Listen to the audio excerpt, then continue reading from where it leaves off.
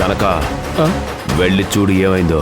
చావని boss, ఆ గుండుగాడు వల్ల ప్రతిసారి అవమానమే. Okay boss. సార్ 2 నిమిషాలు టైం ఇవ్వండి సార్. ఆ పిల్ల నిజమైన భైరవి కాదని నేను ప్రూవ్ చేస్తాను. మిస్టర్ ఆది, మీకొక గౌరవం ఉంది. మీ మాటకు విలువిచ్చి నేను వచ్చాను. ఏంటి పిల్లలాట ఆడుతున్నారా?